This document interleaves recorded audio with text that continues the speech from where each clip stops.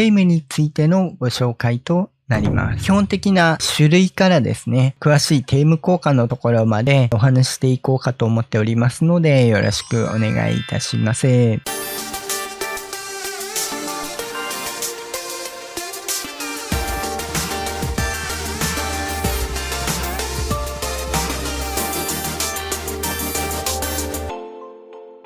はいどうも、しんです。本日もアークサバイバルエボルブドをやっていきます。本日はアークチュートリアルといたしまして、最強への道でもかなり重要となってくるテーマについてのご紹介となります。基本的な種類からですね、詳しいテーマ効果のところまでお話ししていこうかと思っておりますので、よろしくお願いいたします。ただ、特殊テーマについてはですね、今かなり種類が増えてきている部分もありまして、一つ一つ詳しくご案内しておりますと、かなりとんでもない時間になってしまいますので、今回に関しては基本的な手渡しであったり、昏睡テーマについてより詳しくお話をさせていただきまして、特殊テーマについてはですね、ちょっと簡単なご案内に留めさせていただこうかと思っております。で、実際ですね、最強の恐竜を作っていく上でも、このテイムするというところがですね、起点になってきますので、厳選と含めてですね、まず基本的なところからご紹介していこうかと思っております。普段ですね、こういった形でトラップ動画であったり、建築動画、あと冒険動画、こういったチュートリアルのようなものもお送りしておりますので、ちょっとでも役に立ったよとか面白かったよっていうのがあれば、ぜひ高評価、あとはチャンネル登録よろしくお願いいたします。では本編どうぞ。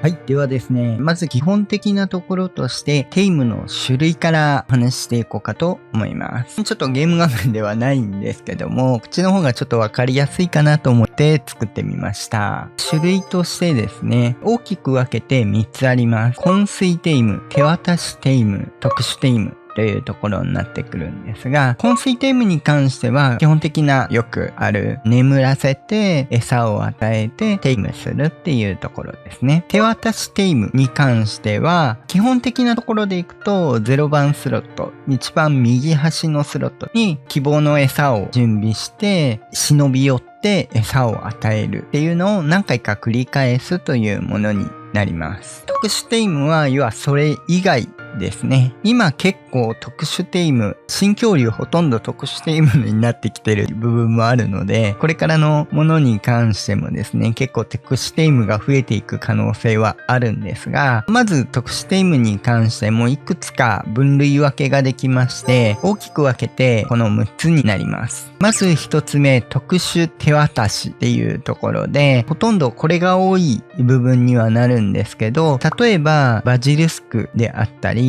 エクス、ガチャなど、いっぱいあるんですけども、手渡しではあるんですけども、ちょっと違うっていう、それぞれこれも内容が違ってくるものになりまして、ご存知バジリスクであれば、インベントリーから盗んできた卵ですね。ワイバーンであったり、ドレイクであったりっていう卵を落として、それを餌として与えるというもの。エクスであれば、人参などですね。に関して与えて、エクスに乗って走りながら餌を与えていくっていうところですね。でガチャとかに関しては、何でもそうなんですけども、主に建材とかですね、10個単位で与えたりとかして、それを拾って食べてテームゲージが上がるっていうものとかですね。ロストの新恐竜とかですね。もうここに入ってくるところにはなるんですけども、いろんなパターンがある状態にはなってきます。詳しく話していくと、これだけで時間が終わってしまうので、簡単にだけお話ししておきますね。タレットテイムっていうのが、よくあるロックエレメンタル、カルキノス、トロピオグナトゥスとか、ティタノとかもその分類になってくるんですが、ティタノとかロックエレメンタルはキャノンですね。大砲を撃ち込んで昏睡させるというものですし、カルキノスであれば投石機になりますし、トロピオグナトゥスは昏睡ではないんですが、バリスタでですね、チェーンボーラーを打ち込んで手渡しするっていう形のものになってます。要はタレットを使うというものですね。育成テイム。ここも一般的ではあるんですが、ワイバーンであったり、ドレイク、ディノニクス、マグマサウルスなどの卵を盗んできて、孵化させて、普通にブリーディングをしていくっていう形のものですね。あと特殊なのが、先日挙げていたリーパーキングですね。に関しては、リーパークイーンに子供を産みつけてもらって、それを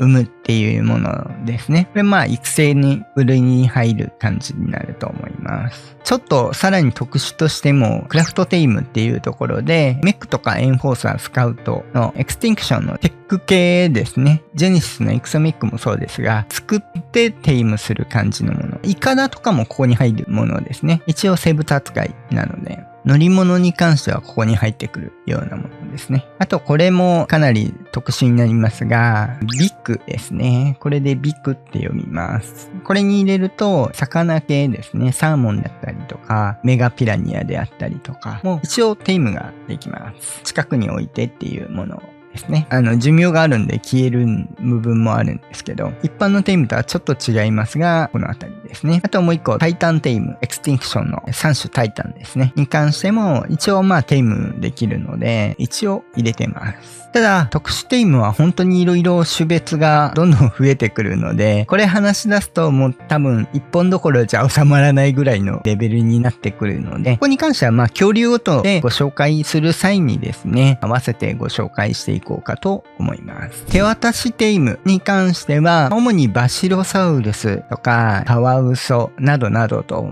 いっぱいいるところにはなるんですけど、バシロであれば肉食になるので、一番右スロットに肉系ですね。もちろんキブルを含めてというところにはなるんですけど、設置していただいて近寄って渡す。で、またお腹が空くまで待って、お腹空いて渡せるようなクールタイムが終われば、また渡すっていうものになってきます。で、ここに関しては、簡単にご案内しておきますと、次の2回目渡すのに時間がかかってしまうと、テイム効果が落ちます。テイム効果についてはこの後お話ししますので、そこだけ覚えておいていただければと思います。あと、もちろん、昏睡テイムと一緒で、餌の食べる回数でテイム効果も落ちるので、キブルとかですね、効果が高いものを手渡しすることによって、テイム効果は上がってくるというものがあります。あと、おおむね、昏睡テイムよりも手間はかかるんですけど、時間的には短く済むっていうのが大まかなところであります。あと、カワウソはちょっと特殊でもあるんですけども、サーモンとかですね、を倒して手づかみで持っていって渡すっていうものになるので、ちょっと普通の手渡しというか、特殊テイムというか難しいところの分類ではあるんですけど、一応こっちに入れております。分類に関してはおおむねざっくりなところはあるので、こんな感じですね。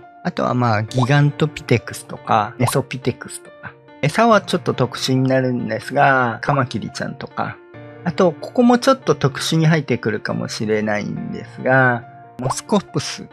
に関しては、その都度求められる餌が違うっていうところはあるんですけど、ここも普通の手渡しの部分になってくると思います。一般的というか一番多い昏睡テイムですね。ティラノサウルスであったり、テリジノサウルスであったり、違いとしては、基本的には肉食か草食かという違いですね。のところになってきて、キブルはそれぞれ好みのものを与えてになりますが、肉食であれば、効率的にいくと、キブル、羊肉、霜降り肉、普通の肉になってくると。基本的には生肉。たまに恐竜によって焼いた肉の方が好みの場合があります。あとは魚肉の方に入る場合ですね。魚肉のみのものとかもいるので、その辺はちょっと恐竜によってというところになります。あと草食に関しては、キブルがあって、一応野菜とメジョベリーとかあるんですけど、野菜に関しては時間は短くならないです。ただし、テイム効果は落ちにくいっていうところがあります。詳しくは後ほどまたご案内させていただきますが、メジョベリーがあって、他のベリーですね、が出てくると。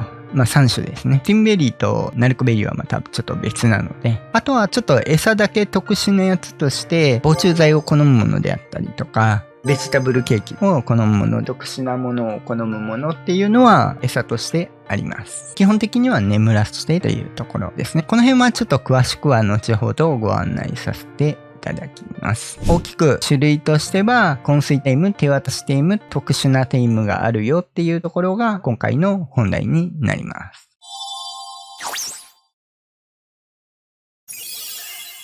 次が準備という部分になるんですけども、今回特殊に関してはそれぞれ違ってくるので省きます。手渡しテイムに関しては、まず必要なものとして、基本的にはギリ装備式。これによって生物に見つかりにくくなるという点があるので、手渡しテイムには必要になってきます。一般的な部分としてですね。次に、恐竜によっては防虫剤であったりが必要になってくるというものになります。で、餌ですね。必要数ご準備いただくというところになってきます。昏睡テイムに関しては必要なもの、準備するものがいろいろありまして、もちろん餌の部分、必要数ご準備いただく部分もあるんですけども、順番からいくと眠らせるためにいくら必要か、麻酔薬であったり、麻酔弾であったりっていうのをどれぐらい必要かというところでご準備いただくと。足らなくなって昏睡できなかったっていうのがあるといけないので、そこに関しては多めにご準備いただいてた方がいいかと思います。外したりとかですね、少し時間が空いてしまったりとか、イレギュラーがあった時に対応できるようにですね。次に昏睡させてからテイムが終わるぐらいまでに関して、どれぐらい昏睡の延長がいるのか、麻酔薬であったり、ナルコベリーとかであったりっていうのもですね、もちろん眠らせてる間に常時追加っていうのもあるんですけど、あらかじめご準備いただいてた方がいいかと思います。最初の方はちょっと準備してからっていうよりは、眠らして草拾いながらっていうところになるとは思うんですけど、で、餌っていう流れになりますね。その必要数を準備するにあたって便利なのが今開いておりますドードーデックスというサービスがあります。これに関しては PC サイトとアプリでもあります。個人的にはアプリの方がいろいろ使いやすいかとは思うんですけども、理由はいくつかありますが、ゲームしながらになるんで、スマホで別で見てる方が使いやすいという部分もあると思います。あといろいろタイマーであったりいろんな部分でですね、割とアプリの方が個人的には使いやすいと思います。で、ちなみにこういうキブルであったりとか資材ですね、こういう風に集めるのにどの恐竜が効率がいいとか、前回お送りした重量軽減、この資材に関してはこれが持ってるよみたいなものっていうのも載ってます。今回に関してはこの部分ですね、アーククリーチャーズっていうところになるんですが、基本的には割と早い段階で新恐竜とかもアップされます。すぐのすぐはちょっと無理ですけど、その上でですね、いろいろ準備されているものになるんですけども、例えばアルゲンタビスとかですね、こういう部分になってきます。で、いくつか見れるものが、あるんですけども、今回の部分でいくとこのテイムタイマーに関して、あとは統計計算機というところで、先日ステータス編の方でスマートブリーディングの話を少ししたと思うんですけど、パソコン版だけなので、こっちはアプリで使えるんで、スマートフォン、パソコン持ってない人でも、今週までやってる人でも一応使えるものになってます。ステータスを野生のレベル入れてもらって、そのステータスをここに入れていただくと、何ポイントプラスされてるよみたいなものが出てくるものに出ます。ベース値とかも出てるんで、で、何ポイント振られて、無駄ポイント何ポイント出てるんだな、みたいなものを、見ることができます。あと、スポーンコマンドとかはあるんですけど、というところで、この画面の見方になります。ここはレベルですね。準備する段階は、とりあえずマックスレベルの150、公式とかであれば。ここに関しては、公式サーバー、あと、オフィシャルの週末イベント、あとシングルプレイヤー向けとかいろいろあるので、そこに合わせてセットしていただければと思います。手動でもできるので、自分らで設定している部分もあるんであれば、そこで合わせていただければいいです。フードドレインっていうのは、公式は1なんですが、お腹の減り具合っていうところですかね、になってきます。ここに関しては、餌ですね。キブルであればキブルでいいですし、ここ0にして肉何個入れるよというところですね。普通に行くと筋肉全部いくと思う。で、23個。足らなければ、あと肉足したりとかで足りるよみたいなのを見たりとか、生肉、ラムチョップだったらあと何個いるよみたいなものが出てきたりします。あまりそこで使うことは少ないと思うんですけど、組み合わせですね。例えばキブルが足らないとかいう時に、ちょっとあと羊肉何個足したらいいんだろうみたいなのも一応見れます。基本的にはこの辺ですね。キブルの数であったりっていうのを見て、どれぐらい時間がかかって、テイム効果ですね。何%になって、プラスレベルいくつされて、最終これぐらい。で、マックスがこれぐらいっていうところで出てきます。トッパータイマーって出てるのが、昏睡のタイマーになってます。飢餓タイマーっていうのが餌の減り具合、お腹の空き具合のタイマー。この2つのタイマーを使います。使う手段としてなんですが、眠らしてから恐竜の寝たところに関してステータスを見ていただいて、食料値のマックスの部分をまずここに入れていただきます。次にこちらですね。その時見た時の食料値を入れていただきます。で、どれぐらいお腹空いてるかっていうのが見れるようになってるんですね。いくつまで減ったら必要数入れてテイムできるよみたいなものになってます。次にトッパータイマーって書いてるのが眠らせる部分になってきます。ここに関してはどれぐらい寝てるよっていう部分ですね。ここはもう単純にこのスイッチをそのまま数字として入れていただければと思います。で、追加する場合に関してはここに追加ですね。与えたよみたいなのもあるので、ここで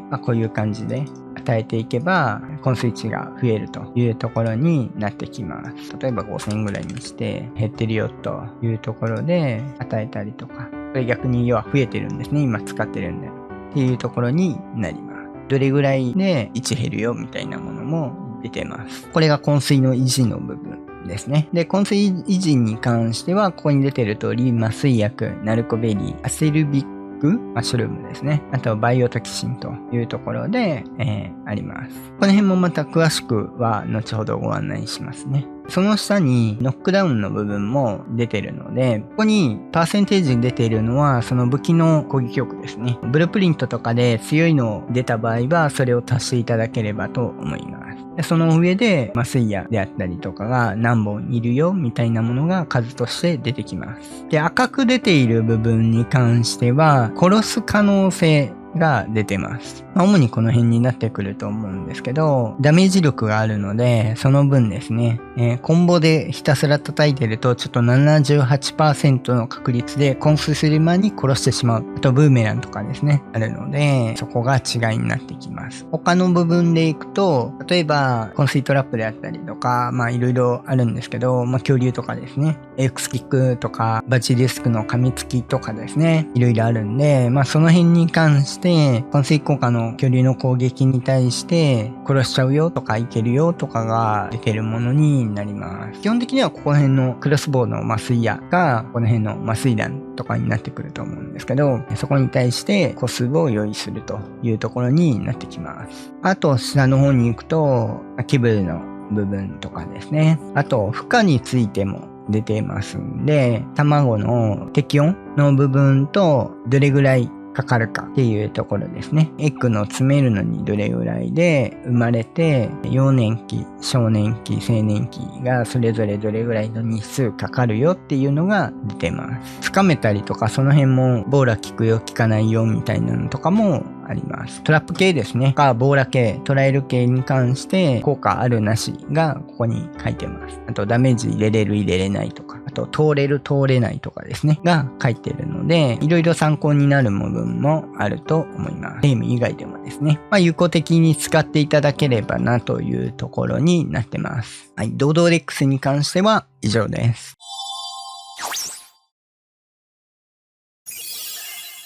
はい。ではですね、次は探すというところになってきます。もちろんいろいろ回ってですね、探すという手段もあるんですが、そちらに関して有効な手段をいくつかご紹介させていただこうかと思います。はい。ではですね、以前ご紹介しました雪フクロウくんですね。まずご紹介していきますと、雪フクロウくんの場合はこのサーモグラフィティがあるので、温度を感知してですね、こういった恐竜を見つけることができます。小さい恐竜でも。こういった形で目的の恐竜を探していくという部分になっていきます。もう一個探すのに重要な部分としてですね、これはどれの手段をとっても一緒なんですが、こちらの望遠鏡ですね。目当ての恐竜、例えばあちらのトリケラだったとした場合、見つけたってなったら、望遠鏡で覗いて、レベルであったり、オスメス見てるんであれば、オスメスであったりっていうのを遠くから見ることができます。基本的にはサーモで恐竜探して、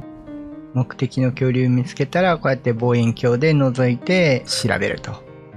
いうところですね。をしていただく形になります。続いて、こちらも以前ご紹介したブラッドストーカーくんですね。こちらも雲ビジョンでですね、距離をピックアップすることができますんで、雲ちゃんの場合もこの状態で望遠鏡を覗けば、雲の方がちょっと望遠鏡を与えやすいんですけど、こういう形で見るというところになりますね。続いて、一番一般的というか、何に乗ってても使える技ではあるんですが、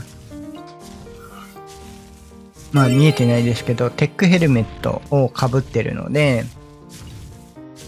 こういう状態ですね。で、テックヘルメットであれば、こういう形で、さっきの雲みたいにですね、漂流生物をピックアップ出せるので、こういう形で探すのに、水中も含めてですね、探すのに役立てます。しかも暗視もつけれるので、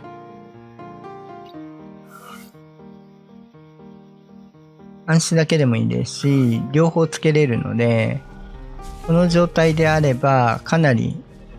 どんなところでも見っけれると。もちろんこれも望遠鏡構えて調べれますんで、だいぶ便利ですね。ボストバスが必要にはなってきますけども、これだと別にフクロウとか雲に限らず何に乗ってても使えるものではあります。水中とかでも使えるんで、便利ですね。で、最後にさっきもちょっと出てました。作るのちょっと X になってくるんで面倒なんですが、スカウトくんですね。一人称と三人称と分けれますけど、一人称だとこういう形で敵対してるしてないですね。あと味方のやつと見れる部分とブーストで飛べたりとかですね。有効距離があるんで離れすぎると手元戻っちゃうんですけど、あとダストを使うっていう部分もあるんですけど、これが一番便利なところに関しては、例えば見つけた恐竜に対してマーカーを打つことができます。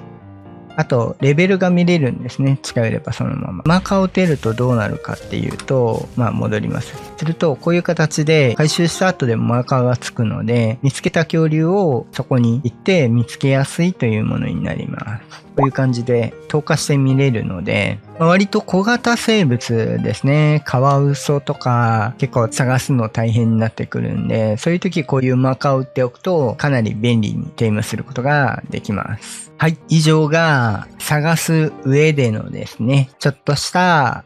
小技じゃないですけど、便利な方法になってきます。以上です。恐竜を探す上で厳選という作業があります。通常のマップであれば単純に高レベルを見つけて昏睡させてステータス見て厳選をしていくことになるんですが、ジェネシスの場合はこちらにいる HLNA さんがいらっしゃいます。そのことによって、例えばこのステゴサウルスとかであれば、こういう形でテイムする前にステータスを見ることができます。これによって各恐竜ですね、厳選したいよってなった時に、そうやって見て体力どれぐらいっていうのを見て必要なステータスを、見つけていくということになります。これをすることによってジェネシスに出てくる恐竜を厳選するのであれば、ジェネシス1や2の方で厳選した方が効率は良くなってきますね。ただし、ジェネシスの1、2、後ほどご紹介はしますが、どうしてもサーバー的にですね、エレメントがゲットしやすいマップに関しては、ジェネレーターを使われる確率が高いので、サーバーが重くなります。なので、ラグが発生しやすいという部分が出てきます。詳しくは後ほどご案内させていただきます。あともう一点ですね、見つけた場合に関してあった方がいいっていうところでですね、こちらの GPS ですね、これを持っておくことによって見つけた場所を正確に把握がしやすくなるので、もちろん恐竜も動いてるんですが、見つけてテイムの道具ですね、取りに帰るとかの時にもまた戻ってくるのが便利になりますんで、ご準備いただいてた方がいいです。以上です。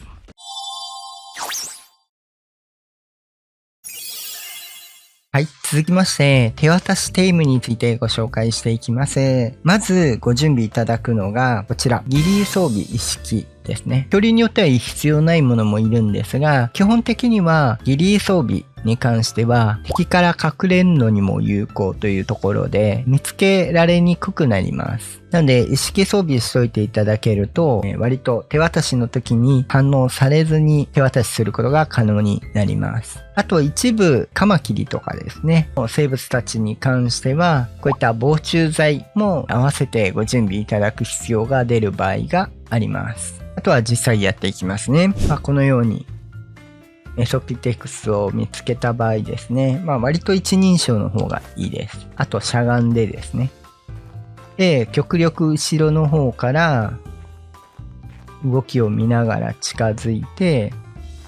このように餌を与えてテイムしますって出てくるので与えます。でキブルで60だったんで1回でいけましたが、今設定としては当倍でやってます。でこの形ですでにテイムができている状態ですね。ちょうど草陰に入っちゃったんで分かりにくかったですが、必要な餌を一番右にセットして渡すというものになっています。ちなみに今特級キブルで出てましたが、今特級キブル持ってたので特級キブルって出ただけで、メソピテクスに特級キブルがいるわけではないです。上位なんで対応はしているというところですね。手渡しに関してはこれを繰り返していくと。1回で終わらないものに関しては1回与えてちょっとクールタイムですね。お腹減るまで離れて待って時間が経ったら近づいてまた渡すと。クールタイムの時間、お腹の減り具合に関しては生物によって異なってきますんで、それぞれお待ちいただく必要が出てきます。手渡しに関しては以上とさせていただきます。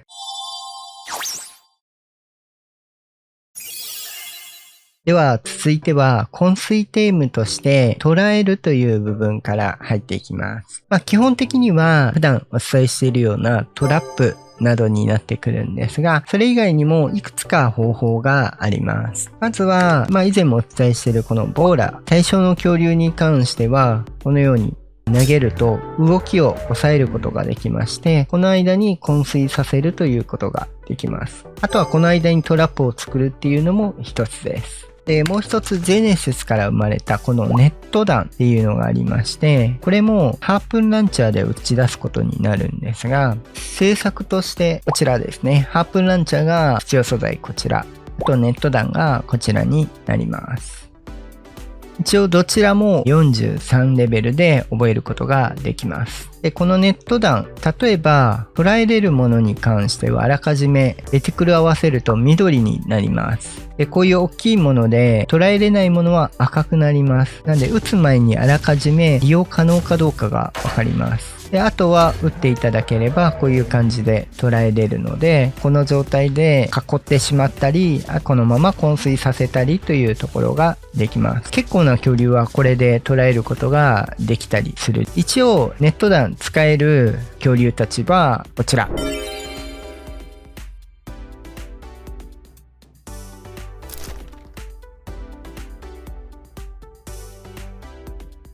結構な使えるものになるんで、このあたりは43超えてこのハープンランチャーとかも作れるようになったらですね、ご活用いただければと思います。あとはこのようなカイントラップであったりとかですね、捉えていただければ安全に逃げられずにテイムすることができます。今回ずっと入れてるんで鉄で作ったんですけど、逃げれないよというところですね。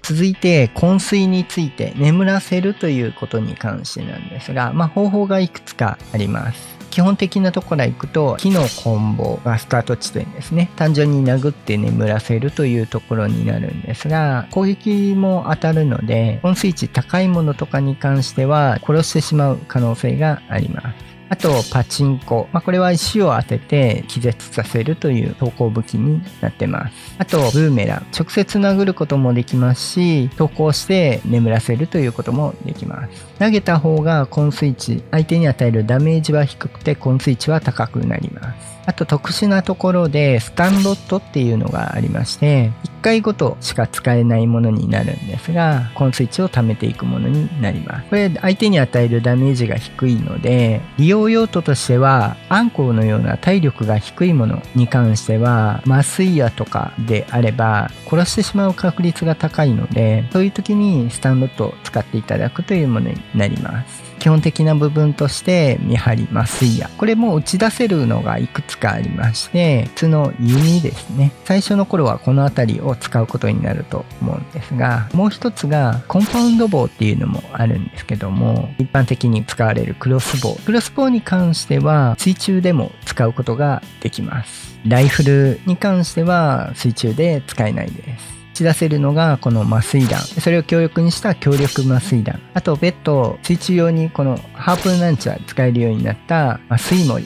ていうのがありまして、水中で使えるものになります。なので水中で使えるのはこちらのボウガンと麻酔銛だけになるのでご注意ください。最近増えたエレメンタルシャードを消費して使うテックボウ。これも麻酔弾に変えて発射することができます。麻酔効果は高いですが、シャードを使っていくので、ジェネシスとかでないと結構使うのはしんどいアイテムですね。麻酔矢と弾丸についての違いなんですが、麻酔矢に関しては徐々に昏睡値が上がります。で、麻酔弾は割とスッと昏睡値が上がります。なので、昏睡効果自体はもちろん麻酔弾の方が高いんですが、スッと上がる分下がり出すのも早いんですね。麻酔矢の場合は、昏睡値が上がっている間は、昏睡値下がらないという部分があるので、もちろん間を空けて通常の場合、打っていただくと、効果的に使える部分と、一番効果的なのが、昏睡値下がるのが早い生物に対してですね。一番大きいのはギガノトサウルス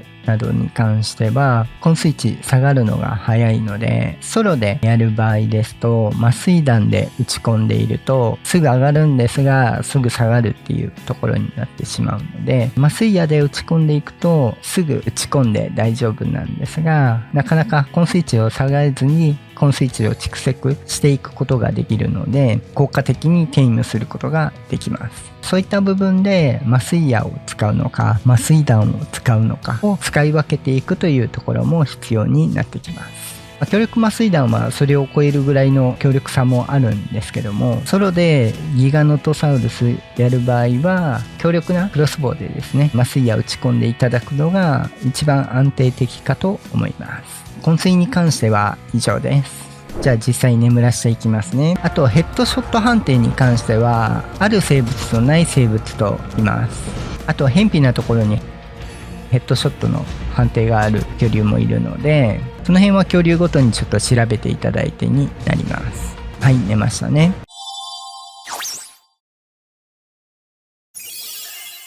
寝た場合、まずなんですが、最初にしていただくのは周りの確認ですね。他の恐竜に襲われないかどうか。一番怖いのが、インベントリを覗いている時に、ティラノサウルスなどですと他の恐竜に攻撃はされないんですが、サバイバーに攻撃しに来たのを当たるっていうパターンはあるので、ご注意ください。で、その上でインベントリーを開いて、まず見るところが食料と気絶値に関して、先ほどご案内したドードーデックスに打ち込んでいただくと。で、タイマーを動かすというところがあります。ちょっと時間経っても問題はないんですけども、マックス値と現在値を入れるので、まず状況として下が、食料入れないと出てこないんですが、テイムゲージという形でテイムの進行度が見れます。上が気絶度、昏睡値ですね、になってます。お腹が空いて餌を食べてテイムゲージが上がって気絶値が0になると起きてしまうよというものになります。今現在に関してはもう一つ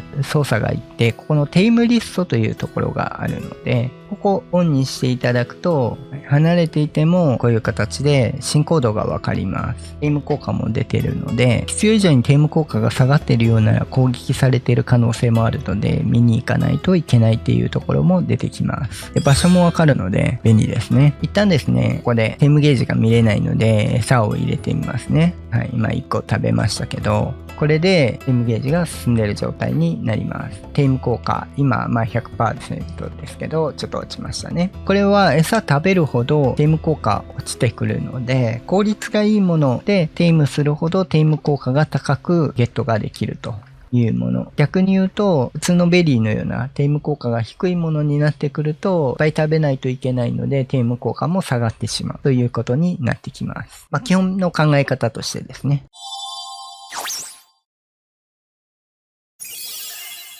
昏睡に関してなんですが、これ実際ドードーデックスに今回のものを打ち込んだものになります。レベル140。ですね。通常であれば、当倍の場合ですね、強すティブルが19個で1時間4分と48秒ですよというところですね。この部分ですね、押していただくと、アイテムごとに食料値いくつ回復して何%テイムゲージが上がるよっていうのが出てます。で、食べる間隔っていうのが、通常の場合の間隔が出ているものになってます。もちろん他の食料にした場合も出てます。ここに関しては効果ですね。最大値何%でテイムできて、プラスレベルテイム効果でいくつ上がって、最終レベルいくつになるよっていうのが書いてます。ここですね、先ほどご案内した通り、メジャーベリーと野菜に関して、時間に関しては変わりがないです。同じ時間なんですが、テイム効果として 93.6 と 89.1 の差があります。140の場合はレベル差として3つほどですね、の差が出ていることになります。なので、時間の短縮はないんですが、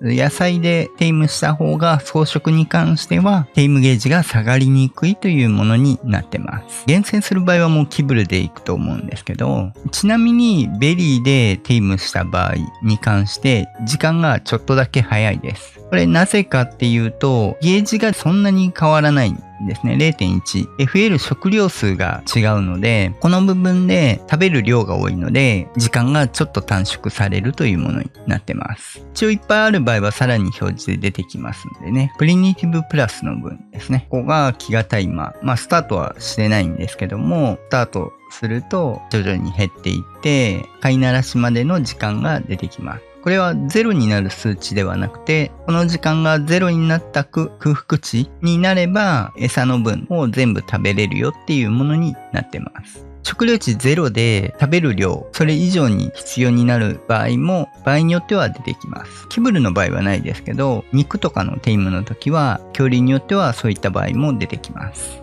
それも表示出るんで、その時はその時ですね。極力餌を与えるタイミングに関しては、極限まで減らしてから与えた方がいいです。この後お話ししますが、テイム効果が下がった場合に一回起こすので、餌与えているとまた空腹値減らさないといけないんですが、餌与えてなければ空腹値減ったままもう一回眠らせることになるので、時間が無駄になりません。そのため、後入れにした方が効率的にはいいです。タイミングは後ほどこの昏睡のところですね、ご紹介してからお話ししますね。ヘリジノの場合は、気絶値回復が早いので、秒で 9.4 回復することになります。ここに出てくるのが、必要数の麻酔薬。麻酔薬だけであれば243個ですし、ナルコベリーであれば782個になります。セルビックマッシュルームであれば638個。バイオトキシンであれば122個ということになります。ここに関してなんですが、タイマー進めてみますね。ここで増えていくんですけども、例えば麻酔薬を使いますってなると、増えていくんですね。で、回復としては40回復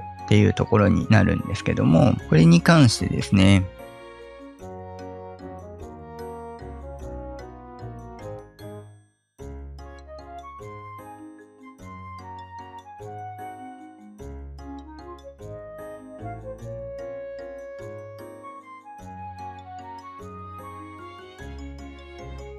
上がるスピードが今ぐらいですね。で、ナルコベリーを使用した場合の上がる数ですね。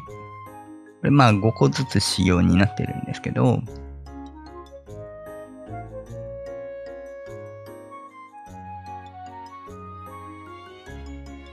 で、また下がり出しましたね。アサルビックマッシュルーム。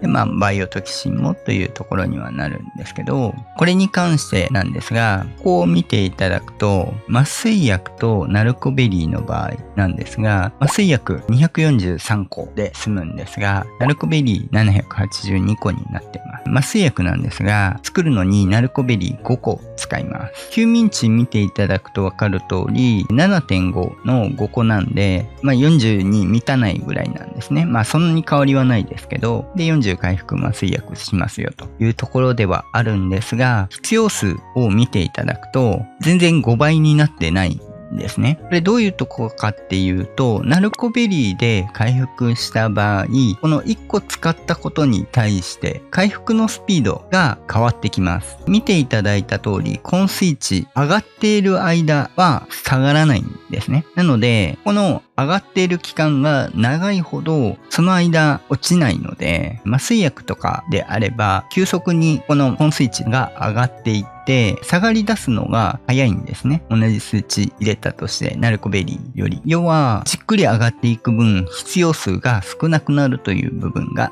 あります。もちろん、麻酔薬は腐らないですし、こっちに関しては腐る部分があるので、その辺の部分は変わってくるんですけども、多少足したとしても、ナルコベリーの数で比べれば、ナルコベリーでした方が、個数的には少なく済むという面があります。あらかじめ置いておくという部分に関してはですね、麻酔薬の方がもちろん腐らない部分もあるし、持ち運びの部分に関しても便利なんですが、単純にナルコベリーの個数的な部分で考えると、ナルコベリーで昏睡延長した方が、ナルコベリーを集める部分に関しては少なく済むという面があります。これは後半になればほとんど麻酔薬ですね、化学作業台で大量に作れるんで問題ないと思いますし、中盤になってもレベリングとかで麻酔薬大量に作ってたりすると思うので、問題なく恐竜とかもいてですね、集めれると思うんですが、初期の頃だと結構ギリギリだったり、麻酔薬に関しては麻酔薬作ったりとかでも利用するので、そういった面に関してナルコベリーでテイムをするという効率ですね。ナルコベリーの集める個数としての効率的な部分で考えると、ナルコベリーで昏睡の延長をした方が少なく済むという面が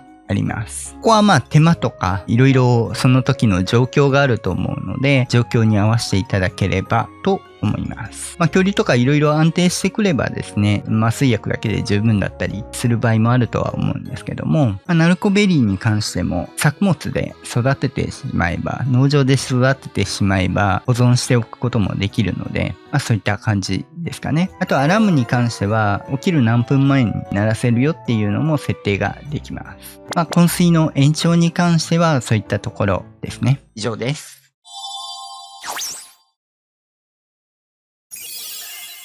次にテイム効果なんですが、通常は餌を食べて減っていくっていう部分もあるんですけども、恐竜であったり、あとこういうサバイバーとかですね、攻撃が当たるとその都度テイム効果が下がります。せっかくテイムしたのにテイム効果が下がるっていうのがですね、いろいろ問題だったりするんですね。ここを維持したいというところに関して状況によってになるんですが、あんまするとバグって多分うまくいかない場合も出てくるんですけども、これに関して基本的にですね、一回起こすという手段があります。今こういう感じで、わかりやすく下がってますね。90% ぐらいまで。この状態でしばらく待ちますね。ちなみに起こすときなんですが、一応ですね、スティームベリーもしくはこの興奮剤を与えることによって急速に気絶値を減らすことができます。攻撃されて起こしたいってなった時に活用いただいてもいいと思います。手理事の早いんでそんなに気にしなくてもいいんですけど、なんでちょっと起きるまで待ちましょう。はい、起きましたね。じゃあもう一回寝ていただきますね。